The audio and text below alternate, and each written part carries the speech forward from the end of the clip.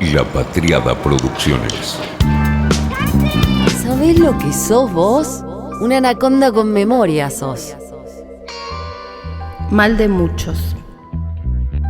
En Perú, 487 funcionarios se vacunaron sin que les correspondiera.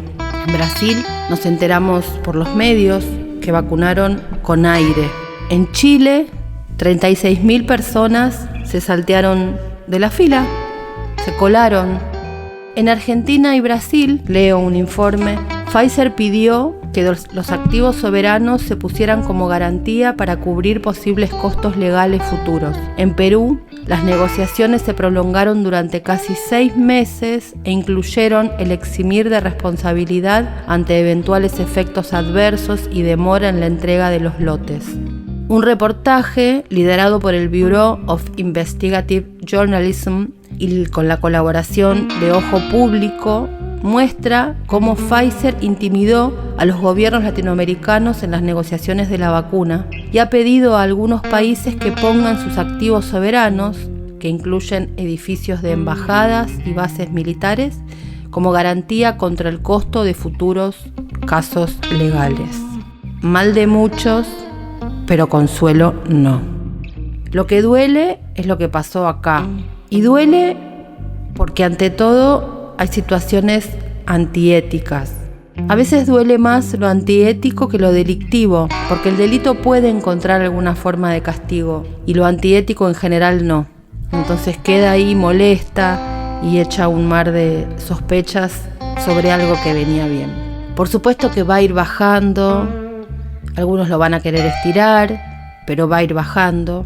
Y llamativamente, una de las personas que ayudó a cambiar el eje en una semana más que compleja fue Mirta Legrand, la insólita jefa de prensa de campaña de vacunación, la menos pensada porque no lo hizo cuando habló, no lo hizo con esa intención. El día de su cumpleaños dio algunas notas y contó que iba a ir a vacunarse, que tenía su turno, y así al pasar puso en jaque a la oposición a la vacuna.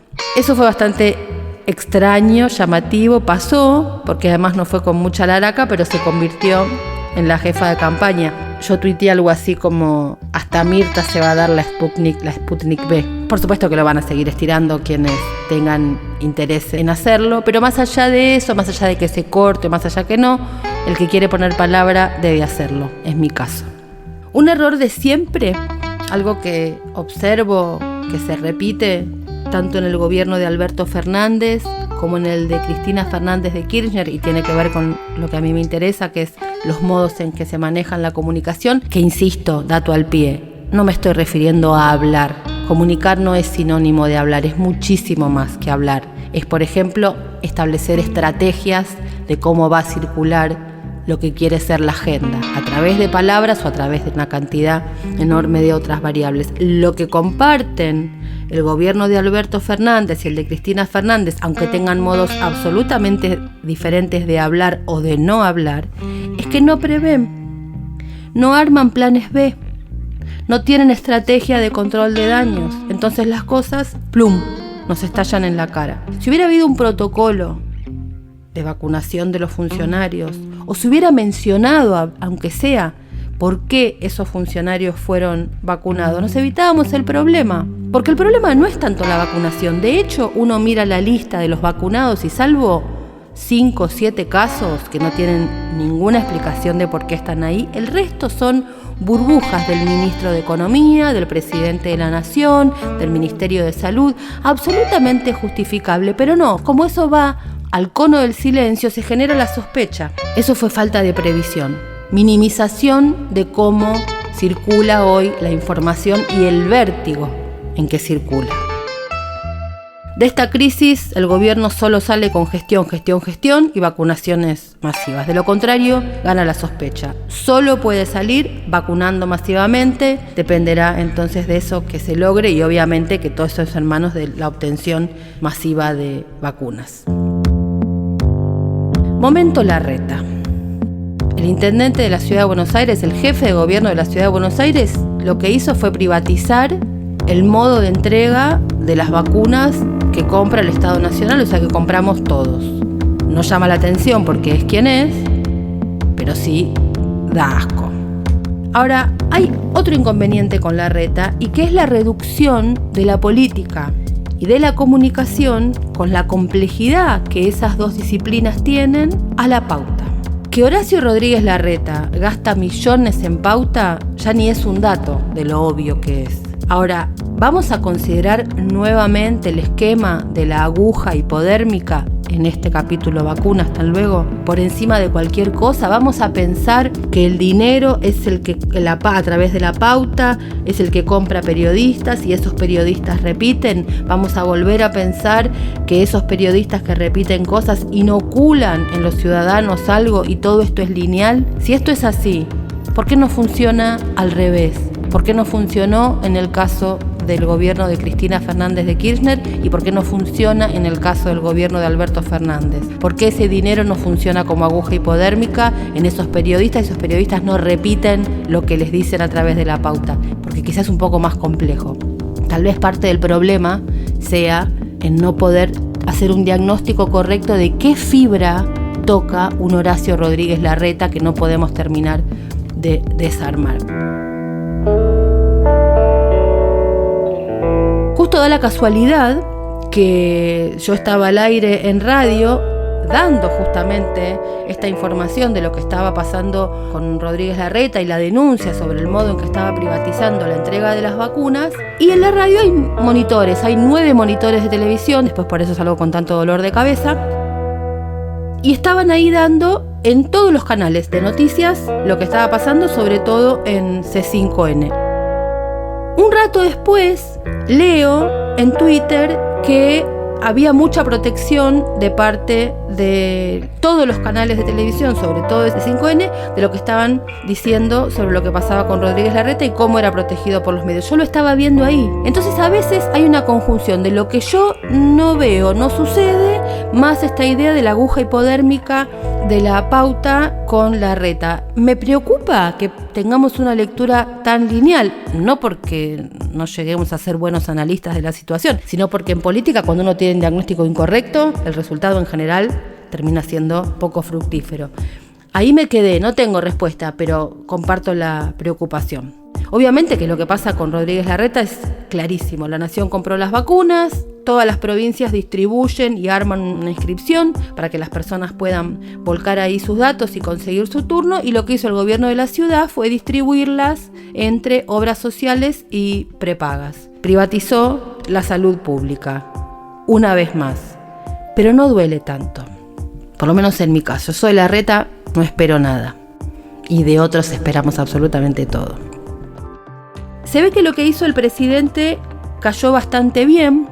Hay unas encuestas que el gobierno lee con atención que indican que un 68,8% considera muy bien o regularmente bien el modo en que se manejó la situación post-crisis, que se supo lo que había pasado con Horacio Berbisky y la renuncia de Ginés González García, el pedido de renuncia, y un 81,4% se mostró muy de acuerdo con el modo en que el presidente actuó y que le pidió la renuncia al ministro de Salud. No se puede gobernar con encuestas, obviamente que no, pero tampoco se puede gobernar sin una oreja en el asfalto a ver qué piensan las mayorías. Con lo cual, entre el avance de la vacunación, el modo en que figuras públicas están adhiriendo a la idea de vacunarse, esta adhesión que se ve, más o menos pareciera que el gobierno puede reencaminar la situación y que el daño ya está hecho, pero puede un poco pasar. Hubo previo a todo esto un momento de chismes y rumores. En mi caso personal, hace cosa de un mes, empecé a escuchar algunas versiones de famosos, muy famosos, vacunados.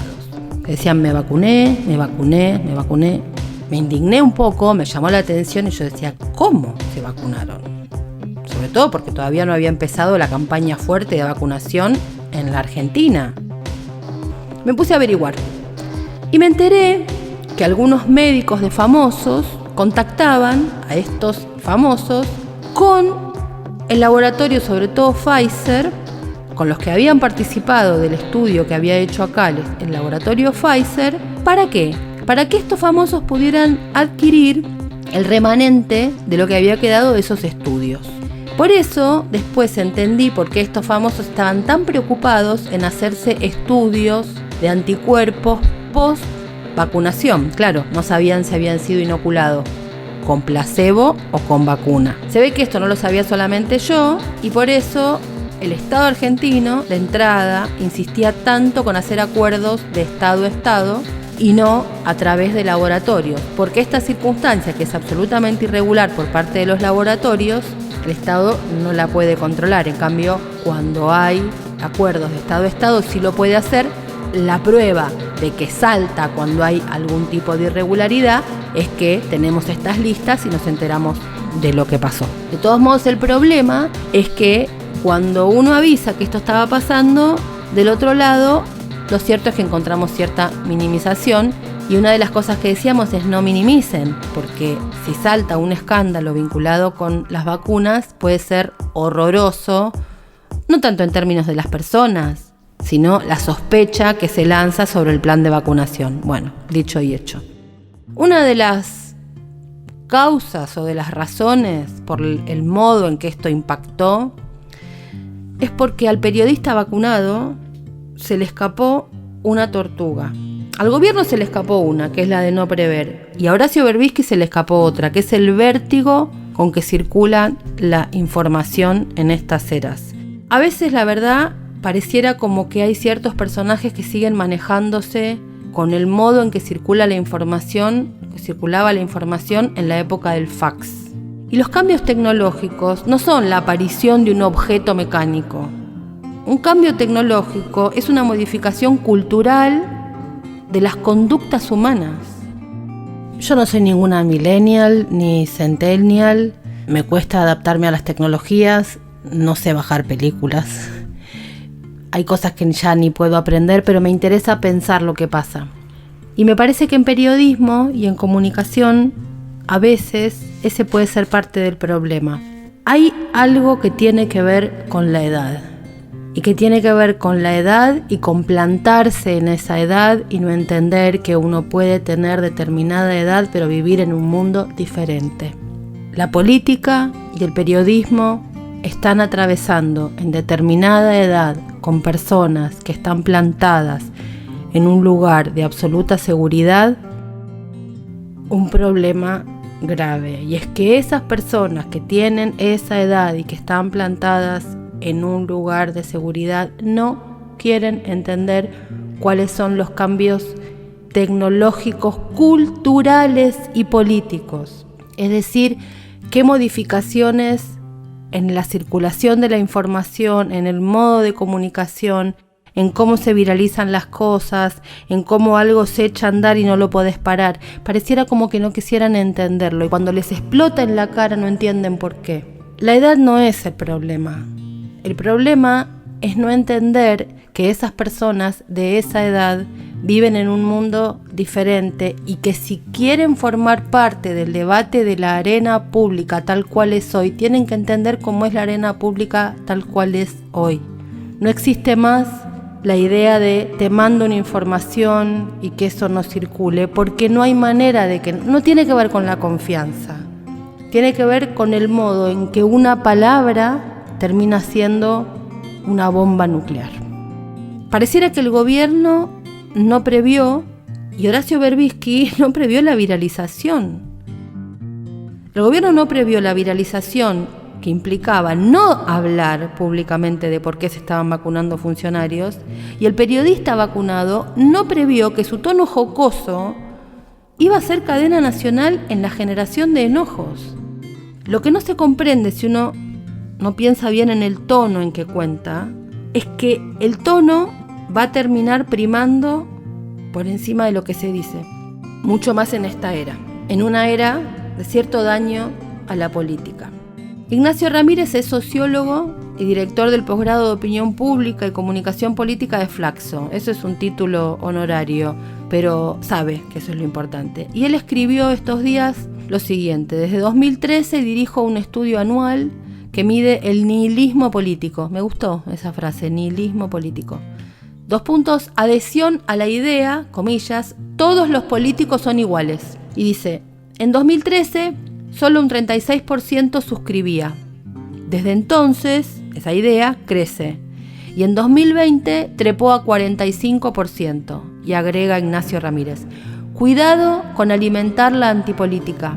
Se devora a sus padres y a sus hijos. Y yo agregaría, en línea con lo que él plantea, que hoy hay una derecha que sabe organizar esa antipolítica. No es solamente, como era hace unos años, el desván. La antipolítica era el desván de lo que quedaba, el salame metido en un sobre. Ahora hay una derecha que sabe organizar política y electoralmente esa desilusión y el enojo. Empiezan por afianzar la idea de que hay una casta política. Y luego, manejando la agenda de las emociones y manejando el vértigo en que circula la información hoy, hacen lo que saben hacer. Es una pena también lo que pasó, porque la historia de cómo conseguimos la vacuna rusa es de película. Es absolutamente preciosa. Ya es historia antigua, pero yo la quiero contar, porque es hermosa y porque el podcast es como la Ferrari. Mío, mío, mío, así que hago lo que quiero.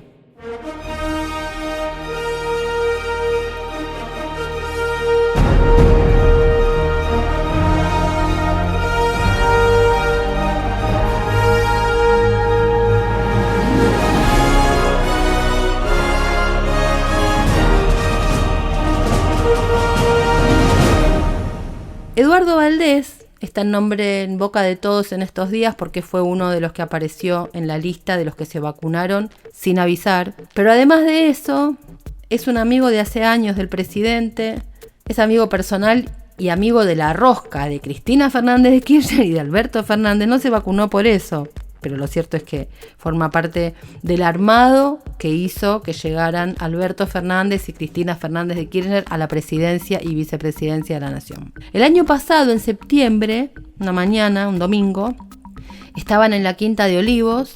Eduardo Valdés suele visitar bastante al presidente, con todos los cuidados, según me ha contado él, bastante plomo, parece que es la cuestión de obsesión que tienen en las burbujas presidenciales, y está bien, pero bueno, son parte del chisme. La cuestión es que en septiembre del año pasado se caían los contratos y un domingo a la mañana estaban trabajando en Olivos, en este escenario en que AstraZeneca y Pfizer no avanzaba, no aparecía la vacuna. Y Valdés le dice al presidente, voy a hacer unos llamados.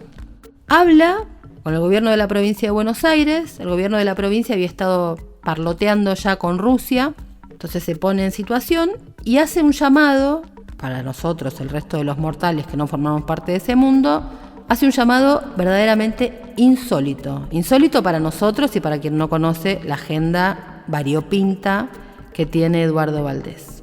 La provincia estaba siguiendo el diálogo a través de un señor que se llama Fedor Darovskik, lo pronuncié por supuesto mal, es el número 2 de la Embajada de Rusia en Buenos Aires, y Valdés inicia un contacto vía el cine. Llama a Fernando Zulichín. Zulichín estaba en Moscú filmando con Oliver Stone la serie que están haciendo sobre la vacuna Sputnik V, una producción en línea más o menos con las entrevistas que había también hecho Oliver Stone con Putin. Mañana lo veo, le dice Zulichín a Valdés sobre Putin. ¿Quién es Fernando Zulichín? ¿Quién es este personaje literalmente de película? Fue el productor de la película Soledad de Agustina Macri, la hija del expresidente. Junto con el ex encargado de negocios de la embajada venezolana en Washington, Max Arbeláez, produjeron la película sobre Edward Snowden, la que hizo Oliver Stone. Entre paréntesis, véanla porque es increíble cómo logran el ambiente. Como lo sé porque vi el documental Citizen4, que es un documental específico en el que aparece Snowden. Oliver Stone y la película logra absolutamente reproducir ese clima. Algunos dicen que es el productor preferido de Oliver Stone, Zulichín. Él es un arquitecto un arquitecto porteño, que apenas se recibió en la UBA, se fue a vivir a Estados Unidos y ahí estudió cine. Tiene una agenda que va desde Martin Scorsese hasta Spike Lee, insólito todo. La cuestión es que él empieza a participar del mundo kirchnerista en 2005, durante una visita que hace el entonces presidente Néstor Kirchner a París. Se alojan en el Hotel Maurice, dicen algunos, y ahí conoce a Alberto Fernández. Hasta se ocupó de cuando viajaron, en este caso, las personas encargadas de ir a controlar la cuestión de las vacunas. Se encargó de que les hicieran el hisopado en el hotel para poder circular por la ciudad, pero no nos adelantemos. Zulichín es un hombre de muchos contactos, de personalidades del espectáculo mundial y de la geopolítica. Tiene vínculos directos con Nicolás Maduro, con Evo Morales, tenía con Fidel Castro, con Cristina Kirchner, con Naomi Campbell, tenía también con Hugo Chávez, con el actual secretario de Estado de Joe Biden. Fue productor de Scorsese, de Spike Lee y obviamente tiene contactos con Vladimir Putin. Es amigo también de Sean Penn. Nos une una gran amistad, contaron ambos cuando fueron a entrevistar a Joaquín El Chapo Guzmán, el capo narco del cartel de Sinaloa. El diario mexicano El Universal contó que Zulichín y Sean Penn aterrizaron en un vuelo privado en el aeropuerto de Jalisco y fueron a hacer la nota. Él dice que se dedica 50% al cine y 50% a la filantropía social. Dice que quiere hacer una película por año, en especial documentales. La cuestión es que hubo un encuentro entre Sean Penn y El Chapo y hay toda una historia ahí sobre si formaron parte del lavado, que no lavado, que el cártel de Sinaloa. Buah. En diciembre del 2009, todos nos acordamos, Chávez invitó a Kirchner a participar en el rescate de 3 prisioneros de la FARC. En el avión en que también viajaron estaban Oliver Stone y Zulichín. Los vínculos de este productor también llegan a Europa, allí vivió varios años, tiene una fluida relación con Nicolás Sarkozy y dicen que con el príncipe Carlos de Inglaterra. O sea que sus contactos y amistades le abren puertas a todo el mundo. A nosotros también. Otro de los vínculos que tiene es, decía, con el secretario de Estado de Joe Biden, Antony Blinken. ¿Por qué? Porque Antony Blinken colaboró en la producción de la película The Addiction de Abel Ferrara, una película que es de vampiros. Fue productor de esta película protagonizada por Lily Taylor, Christopher Walken, Annabella Sciorra, Eddie Farco. Es una historia que se centra en una chica que se llama Kathleen, que es estudiante de filosofía de Nueva York y se convierte en vampiro y tiene que manejar un nuevo estilo de vida, bla, bla, bla. Zulichín fue entrevistado en The Post por teléfono para hablar de Antony Blinken. Y entonces dijo que es una persona muy apasionada, un caballero artístico, que se conocen hace bastante tiempo, que han sido amigos también con Oliver Stone y que tiene una relación muy amistosa a través del cine desde hace varios años. Bueno, Blinken, Sarkozy, el príncipe Carlos, Cristina Fernández, Oliver Stone, Vladimir Putin. Mañana lo veo. Lo vio y ahí es que empieza el acuerdo de Argentina con la Sputnik V, que en ese momento era una recién nacida que no solamente no generaba entusiasmo en Occidente, sino que generaba muchas críticas. A Putin le pareció una muy buena idea, un gran momento para entrar a América Latina a través de Argentina. Y a nosotros también. Win-win, Zulichín. El fondo ruso, dicen, manden expertos, y así es que viaja Carla Bisotti, la historia es conocida, viaja con la asesora presidencial Cecilia Nicolini, la gente de la ANMAT, viajan a Moscú. Ahí es que Zulichín se ocupa de que en el hotel ellas dos sean hisopadas para que puedan circular por todos los lugares donde tenían que ir en Moscú.